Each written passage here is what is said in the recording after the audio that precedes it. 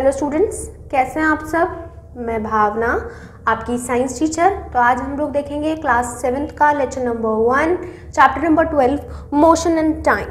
तो बच्चों, chapter number 12 motion and time में हम लोग देखेंगे कि किस तरीके से हम लोग मोशन और टाइम के साथ मेंटेनेंस करते हैं। साइंस का चैप्टर है तो मोशन और टाइम के बीच में हम रिलेशनशिप्स भी देखेंगे कि कैसे मूवमेंट्स होते हैं अकॉर्डिंग टू टाइम। तो नाउ हम लोग आते हैं बच्चों इंट्रोडक्शन पे। इंट्रोडक्शन में आपको क्या दे रखा है। In the previous class we learned about different types of motion. हमने अपनी पिछली क्लास में डिफरेंट टाइप्स ऑफ मोशन के बारे में पढ़ा। The motion of an objects could be along a straight line. Motion of objects कभी भी एक स्ट्रेट लाइन में भी हो सकती हैं, और इट्स कुड बी सर्कुलर और पीरियोडिक। ये कभी भी तुम्हारी सर्कुलर भी हो सकती है और कैसे हो सकती है, पीरियोडिक भी हो सकती है। In fact we live in a world that is constantly changing or moving the movement of animals, vehicles, rivers, etc. हम ऐसे वर्ल्ड में रहते हैं जहाँ पे मूवमेंट सर्कुलर भी होती है, अलग अलग तरह की तुम्हारी सर्कुलेशंस होती है।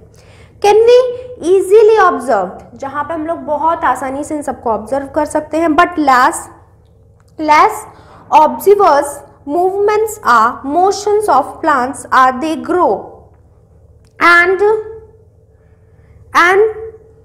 respond to light, जो हमारे लाइट में रिस्पॉन्ड करते हैं, and other stimuli and the motion of atoms which are considered to be building blocks of metals. It is important to understand it. In this chapter we will learn about the motion. तो बच्चों, in chapter में हम लोग motion के बारे में समझेंगे, motion के बारे में पढ़ेंगे। अब हमारे कुछ न्यू वर्ड्स दे रखे हैं बच्चों, न्यू टर्म्स दे रखी हैं। न्यू टर्म्स क्या होते हैं? अगर हम लोग न्यू टर्म्स पढ़ लेते हैं तो चैप्टर में पढ़ने लायक कुछ बचता नहीं बेसिकली। तो हम लोग क्या करेंगे, जैसे कि हम लोगों ने प्रीवियस लेक्चर्स में मैंने आपको बोला है कि आप इसे कहीं नोट डाउन कर लेना, अच्छे से लिख लेना। हम लोग आगे चलते हैं। आगे हम लोग देखेंगे बच्चों मोशन। चलिए तो शुरू करते हैं। Motion of an objects could be along a straight line, circular और पीरियोडिक। बच्चों, कैसी हो सकती है? स्ट्रेट लाइन की भी हो सकती है, सर्कल की भी हो सकती है, और कुछ पीरियड्स की भी हो सकती है, ऐसे कि इस इंटरवल से ऐसी रही हो, इस इंटरवल से ऐसी रही हो। तो ऐसे ऐसे हमारी मोशंस हो सकती है किसी भी तरीके की। तो following tables given some common examples of the motions, you can identify the types of motion in each case. तो बच्चों, आपको आइडेंटिफाई करना है हर एक केस में कि कैसी कैसी मोशंस रही होंगी। तो इन्होंने बच्चों आपको एक मोशन दे रखा है और टाइप ऑफ मोशंस दे रखे हैं कि कैसी रहेगी, स्ट्रेट रही होगी, सर्कुलर रही होगी, या फिर आपकी पीरियोडिक रही होगी। स्टार्ट करें बच्चों। जल्दी जल्दी अपने अपने दिमाग में बैठाइए कि सर्कुलर मोशन क्या होती है। ये सर्कुलर मोशन होती है, ये स्ट्रेट लाइन मोशन है, मैं मूव करती हूँ, और साउंड ये कुछ भी मूव करती है तो पीरियोडिक है। Is it clear? I think हो गया होगा। तो चलो हम लोग एग्जाम्पल्स देखते हैं। मैं आपसे पूछूंगी कि कौन से एग्जाम्पल किसमें शूट कर रहा है और क्या चीज होगी उसके अंदर। That is straight line motion, circular motion, या फिर पीरियोडिक मोशन। तो आप लोग बताएंगे, मैं पूछूंगी कि कौन सा है। Now hand of an athletic in a race. Race में कैसी होती है? आपने हैंड रेस्ट करी है तो क्या होगी? वो स्ट्रेट लाइन में होगी, सर्कुलर में होगी, या फिर पीरियोडिक होगी? तो वो क्या होगी बच्चों? स्ट्रेट लाइन में होगी। नाउ सोल्जर इन मार्च पोस्ट। सोल्जर्स कैसे करते हैं? यूं करके यूं। तो सोल्जर्स भी कैसे करते हैं? स्ट्रेट लाइन में करते हैं। नाउ हम लोग बात करते हैं bull carts moving on a. Bull carts moving on a, move करते हैं बुल कार्ड्स कैसे? स्ट्रेट लाइन में। Now pedal of a cycle is motion. Pedal of cycle कैसे मोशन करती है? सर्कुलर में।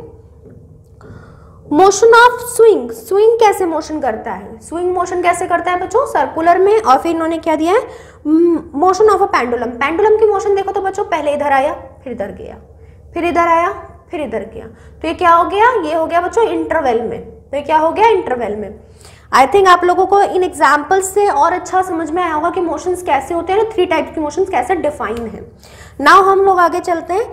It is a common exercise that the motions of some objects is slow while that of some others is fast. कुछ तो slow होते हैं और कुछ बहुत ज़्यादा तेज होते हैं. स्लो और फास्ट मोशन. स्लो यानी कि धीरी और एकदम से तेज वाली मोशन कैसी होती है? You must have heard the story of the hare and the tortoise. Which of these two do you think travel faster? क्या तुम्हें लगता है कौन सा बच्चों ट्रेवल फास्टर करेगा? अब बच्चों मोशंस की बात करूं, सर्कुलर मोशन में आपने देखा होगा कि बहुत ज़्यादा फास्ट मोशन करती है. आपको कॉइन मोशन करा के देखिए, बहुत ज़्यादा जल्दी मोशंस कर देता है. पीरियोडिक भी अपने स्टाइल से वो अपने पीरियड्स में जाती है, फिर वापस आती है, फिर आवाज़ जाती है, फिर वापस आती है. स्ट्रेट लाइन में वो स्ट्रेट लाइन मोशन कर ही रहा है. तो इन्होंने बोला स्लो और फास्ट, यानी कौन सी स्लो है कौन सी फास्ट है. तो बच्चों डिफरेंट टाइप्स में डिफरेंट उसमें हमारे अलग अलग तरह की मोशंस फास्ट रहेगी. हम लोग उसे स्पीड क्या प्रोवाइड करवा रहे हैं मैटर करता है उसके ऊपर. नाउ चलते हैं. How do we can to know that one object moves faster than the other. हम लोग कैसे पता लगा सकते हैं कि एक ऑब्जेक्ट फास्ट चल रहा है दूसरे ऑब्जेक्ट से? This is decided by the distance moved by the objects in a given same intervals. For example, imagine that you have gone to see off your friends at a railway stations on a motorcycle. Suppose you start your motorcycle at the same time. आपने अपनी motorcycle time की same time पर as the train begin to move. The distance covered by you after 10 minutes will be smaller than the cover by train. The train will far ahead of you. तो बच्चों अगर मैं बात करूं, train अगर आपके पास से जा रही है और आपने भी वहीं से ट्रैवलिंग स्टार्ट करी है, which moves faster? No doubt train move faster. But why? Because speeds is greater than the your speeds. अब मैं बात करूं अगर एक व्हीकल की, व्हीकल इन द सेंस, तो एक ट्रेन और एक बाइक दोनों सेम स्पीड पर पहुंची है और चल रही है. तो बच्चों आप देखो, रूट देखो, एक ट्रेन का और एक बाइक का ले लो. चलो दोनों में से नो डाउट ट्रेन की स्पीड क्या होती है? ज्यादा होती है एज कंपेयर टू बाइक. ठीक है, तो which move fastest? Train, obviously, because speed is too high. तो स्पीड हाई है जिसके कारण ट्रेन ज्यादा अच्छा मूव फास्ट करेगा. अब बच्चों हम लोग स्पीड पे आते हैं. स्पीड कुछ नहीं है. स्पीड इन्होंने एक फॉर्मूला हम लोगों को बताया स्पीड का, that is distance upon time. इन्होंने बोल दिया कि बच्चों स्पीड क्या होती है? डिस्टेंस अपॉन टाइम, यानी कि जितना डिस्टेंस कवर किया टाइम में वो स्पीड हो गई. यही हमारे पास स्पीड्स है. इन्होंने बता रखा है एवरेज स्पीड्स क्या होती है, किलोमीटर्स, यही दे रखा है. जैसे कि एक एग्जांपल इन्होंने दे रखा है कि हम लोगों ने 10 मीटर की डिस्टेंस कवर की, टाइम इन्होंने बोला कितना? 5 मिनट का, 5 सेकेंड का. तो स्पीड कितनी होगी? Speed is what? Distance upon time. Distance is what? 10 and time is 5 second. Now what is speed? 2 metre पर सेकेंड. 2 मीटर पर सेकेंड. तो ये हमारा एक सिंपल हम लोग बोले स्पीड होती है. अब हम लोग देखते हैं if a body covers unequally distance is equal intervals of time or equal distance and unequal intervals of time, then its speed is said to be a non-uniform or variable. बच्चों दो तरीके की स्पीड्स होती है, एक होती है uniform और एक होती है नॉन यूनिफॉर्म. यूनिफॉर्म मोशन क्या होती है या यूनिफॉर्म स्पीड क्या होती है? दैट इज कि आप लोग क्या करें, एक इंटरवल है, आपने देखा आप 1 सेकंड में इतना पहुंचे, 1 सेकंड में इतना ही कवर करके इतना पहुंच गए, दैट इज यूनिफॉर्म. यानी क्या है कि आपका टाइम के साथ आप उतना ही डिस्टेंस कवर कर रहे हैं जितनी आप चल रहे हैं. लेकिन आप 1 मिनट में इतना पहुंचे थे, दूसरे मिनट में कम हो गया, फिर उससे ज्यादा हो गया, फिर उससे ज्यादा हो गया, दैट इज नॉन यूनिफॉर्म. यानी कि इंटरवल तुम्हारा डिसाइड नहीं है, तुम जैसे चाहे वैसे चल रहे हैं. अब देखते हैं measures of time. Measures of time हम लोग सेकंड में करते हैं, आवर्स में करते हैं, मिनट्स में करते हैं, क्लॉकवाइज मेजर कर लेते हैं. तो ये इन्होंने बोल रखा होगा 24 आवर्स होते हैं, रोटेशन एक्सिस में होता है, तो क्लॉक उस हिसाब से बनी हुई है. अब देखते हैं सिंपल पेंडुलम. सिंपल पेंडुलम के बाद चैप्टर बहुत छोटा है। सिंपल पेंडुलम,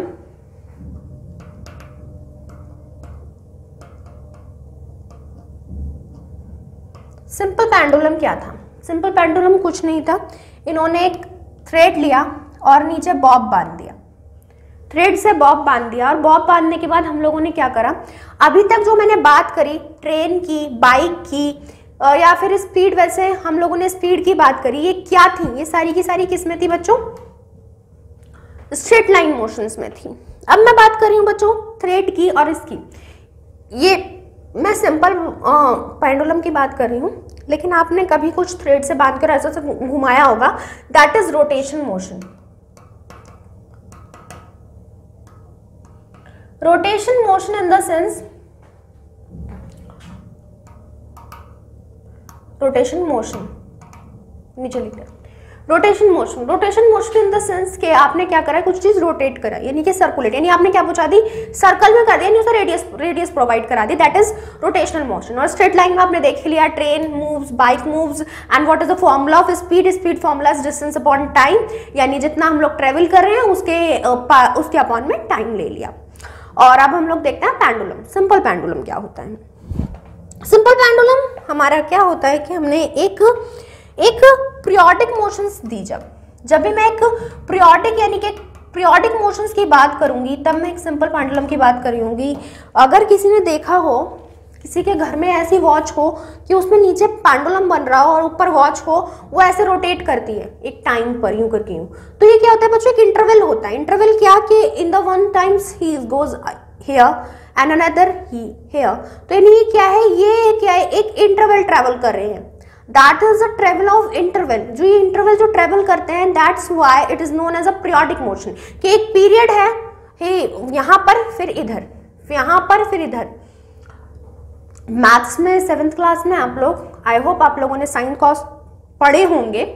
साइन कॉस में क्या होता है कि वो लोग पीरियड मोशन करते हैं, 0 1 0 1 0 1 0 1, आपने देखा होगा साइन 0 0, साइन 90 1, कॉस 0 1 और cos 90 0। तो ये क्या होता है बच्चों? पीरियड मोशंस होते हैं, यानी कि इसी पीरियड में ज्यादा से ज्यादा वैल्यू 1 हो सकती है और लेस देन 0 हो सकती है। ऐसी इसकी हो सकती है, इसका क्या है, ज्यादा से ज्यादा वैल्यू जो उसका इंटरवल आपको गिवन होगा वो होगी, फिर इधर होगी।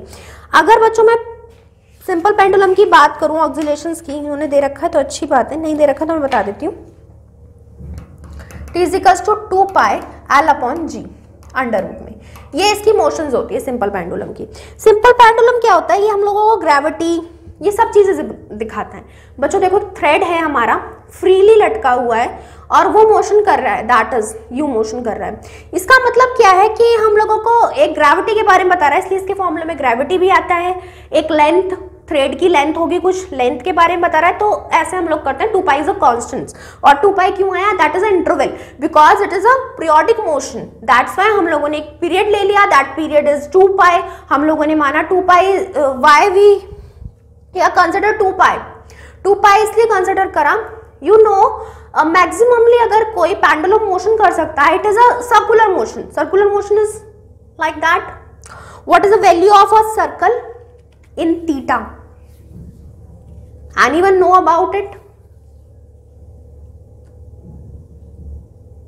What is the value of theta in circular motion? It's 2 pi. आपने सुना होगा एक सर्कल 360 डिग्री बनाता है। 360 degree is what? 360 degree is 2 into 180. 180 is what? 180 is pi. Then 2 pi. That's why we consider here 2 pi. लेकिन ये formula शायद आप लोगों को गिवन नहीं है, तो मैंने आपको ऐसे बता दिया, छोड़िए। चलिए अब देखते हैं मीन पोजीशंस। पेंडुलम में क्या होता है मीन पोजीशन? मीन पोजीशन क्या है कि एक इंटरवल से गई, एक इंटरवल पे आई, एक इंटरवल पे गई, एक इंटरवल पे आई। हम लोग देख लेते हैं कितनी पोजीशंस होगी उसकी, फिर हम लोग बात करते हैं एक्सट्रीम पोजीशंस की। एक्सट्रीम पोजीशंस क्या होगी कि अपनी एक्सट्रीम वैल्यू पे पहुंच गई, जैसे कि मैंने बोला साइन इज 0 and 1, 0 and 1 में 1 मैक्सिमम इंटरवल है, तो यानी एक्सट्रीम पोजीशन मतलब वो अपने बिल्कुल एक्सट्रीम इंटरवल पे पहुंच गई, यानी जहां से पहुंचना चाहिए, यानी फाइनल 1 पे, दैट इज एक्सट्रीम पोजीशंस। यानी मीन पोजीशन जहां से स्टार्ट किया वहां से, एक्सट्रीम पोजीशन जहां पे खत्म करना है वहां पर, तो that is extreme motions and तुम्हारी मीन मोशंस। तो ये दे रखा है, a pendulum is said to have complete one oscillation and it moves from one extreme positions to other and come back। extreme position पे पेंडुलम अपना and करता है और मीन पोजीशन से स्टार्ट करता है। one oscillation is also said to be complete when the pendulum move from the mean positions to one extreme position, from these extreme positions back to mean positions, from mean positions to other mean position. This extreme positions back to mean positions, from mean positions to other extreme positions and then back to mean position. The time taken by the simple pendulum to complete one oscillation is called its time period. तो इसे क्या कहते हैं, इसका time period. जो बच्चों mean position से extreme position में जाने के लिए एक बॉब और एक थ्रेड को ये टाइम लगा, इसे बोलते हैं time period.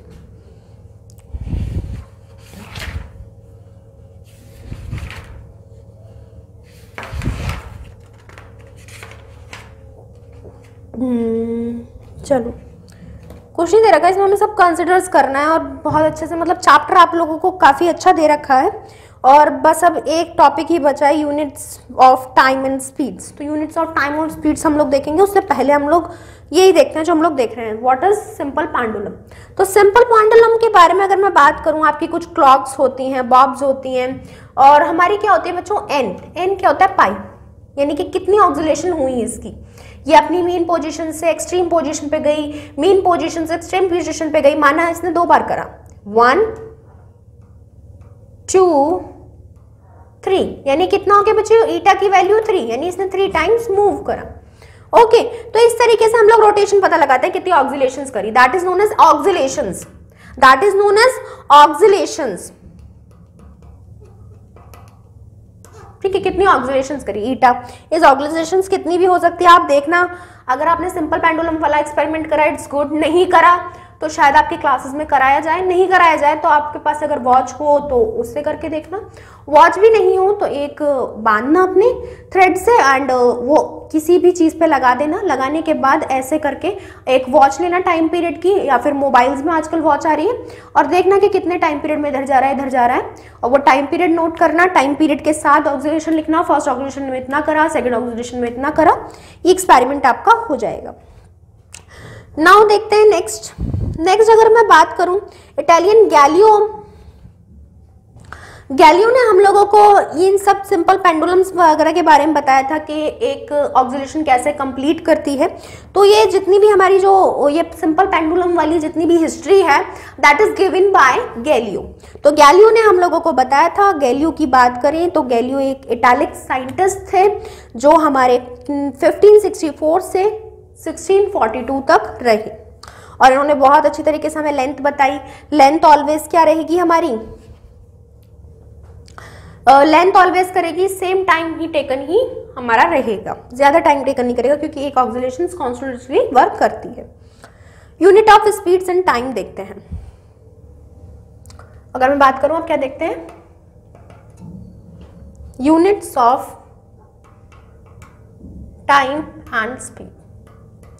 Speed and time की क्या यूनिट्स रहेंगी, तो मैंने टाइम की बताई। टाइम की बच्चों क्या हो सकती है, मीटर, टाइम की हो सकती है आवर, मिनट, सेकंड। स्पीड की वही हो जाएगी मीटर पर मिनट या फिर सेकंड। और इस तरीके से हम लोग देख सकते हैं, यहाँ पे दे रखी है, देखो बच्चों आपको यूनिट्स, किलोमीटर पर सेकंड, मीटर पर सेकंड। तो ऐसे हम लोग इसे मेजर कर सकते हैं।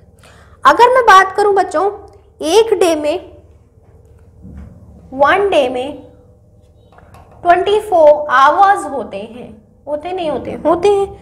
और 1 आवर्स में 60 मिनट होते हैं, and in 60 minute equals to 60 second. Okay, ये हमारी यूनिट्स होती हैं। अगर मैं बात करूं, ऐसे मैं निकाल सकती हूं कि एक दिन में कितना रहेगा, 24 इंटू 60 कितना आएगा, 86400 सेकेंड्स होते हैं। तो इस तरीके से ही हम लोग मेजर कर सकते हैं कि एक डे में कितने रहेंगे। डे कितने होते हैं, 365 डेज होते हैं। 365 में 24 आवर्स, 24 आवर्स के बाद 60 मिनट, 60 मिनट के बाद 16 सेकेंड्स। तो ये हम लोगों का इंटरवल ट्रेकन करता है। उसके बाद अगर मैं बात करूं कैलकुलेशंस की, तो वही रहेगी डिस्टेंस अपॉन टाइम। अब देखते हैं कुछ टाइम्स ग्राफ। अब देखते हैं बच्चों कुछ ग्राफ्स। ग्राफ्स क्या होता है, ग्राफ का मतलब क्या होता है कि आप ग्राफ से कैसे दिखा सकते हो स्पीड को। Speed is what, distance upon time. तो हम लोग क्या करते हैं ग्राफ में कि ग्राफ में हम लोग ऐसे करके ऐसे बनाते हैं। इधर तो बच्चों टाइम रहता है और इधर क्या रहती है, इधर रहती है डिस्टेंस। ओके, तो इधर रहती है क्या, इधर डिस्टेंस रहती है, उधर टाइम रहता है। तो अगर मैं देखूं तो ग्राफ क्या होता है हमारा, कुछ कंटिन्यूसली ग्राफ होगा। यानी कि क्या हो गया कि मैं जितना टाइम ट्रेवल कर रही हूँ डिस्टेंस मेरी वही जा रही है, मैं जितना टाइम ट्रेवल कर रही हूँ डिस्टेंस मेरी वही जा रही है। तो ये क्या है, ये कंटिन्यूसली ग्राफ है। यानी क्या है कि सिमिलर थिंग्स आ रही है मेरे पास, सेम थिंग्स आ रही है। तो मैं क्या करूंगी, मैं ये बनाऊंगी दैट इज अ कांस्टेंट या फिर यूनिफॉर्म ग्राफ होता है। या फिर हमारा ये इन्होंने दे रखा है, ये क्या है, ये हमारा इनवर्सली प्रोपोर्शनल से क्या हो जाए कि ऐसे चलने लग जाए। यानी क्या हो गया कि जीरो से मैंने स्टार्ट किया, माना जीरो से क्या हुआ कि ग्राफ क्या हो गया, अपलोड होने लगा। यानी मेरा टाइम पहले जीरो था, डिस्टेंस भी जीरो थी, फिर मेरा टाइम थोड़ा बढ़ा, डिस्टेंस थोड़ी कम हुई, और एट द लास्ट क्या हुआ, मेरा टाइम और डिस्टेंस दोनों क्या हो गई, बढ़ गई। तो इस तरीके से लाइन ग्राफ्स हम लोग बना सकते हैं।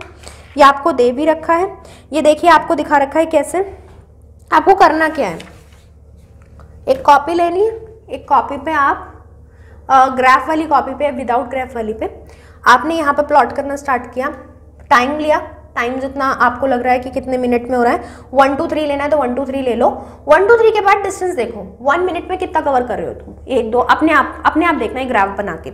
1 2 मैं सिर्फ 2 ही वो मार पाता हूँ, तो मैं यहाँ पे लिख लेना कि 1 मीटर, जो भी आप कवर करके देख लेना। फिर ऐसे, फिर 2 मीटर, ऐसे फिर टाइम के अनुसार पॉइंट्स लगाते चलना।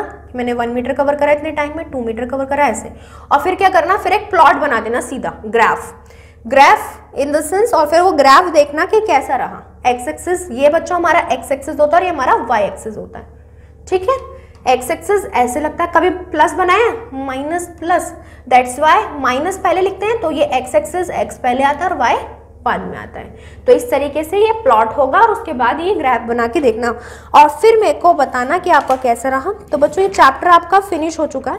बहुत इंटरेस्टिंग चैप्टर था, मुझे पढ़ाने में मज़ा आया और हम लोगों ने मोशन को समझा कि मोशन किस तरीके की होती है और मोशन में हम लोग क्या क्या देखते हैं। तो आज हमारा ये मोशन फिनिश हो चुका है। तो अब आपको करना क्या है होमवर्क में आपको ये जितना भी मोशन हम लोगों ने पढ़ा, मोशन में हम लोगों ने पढ़ा क्या, एक बार एक छोटा सा डेमो देख लेते हैं। मोशन में हम लोगों ने पढ़ा 3 तरीके की मोशंस होती है, straight line motions, rotation motions और हमारी periodic motions. Straight line motions में हम लोगों ने जाना विच वन इज ग्रेटर, कि मैं अगर एक ट्रेन की बात करूँ, एक बाइक की बात करूँ, तो train is greater by factor of speed. तो मैंने जाना स्पीड क्या होती है, speed is what, speed is distance upon time.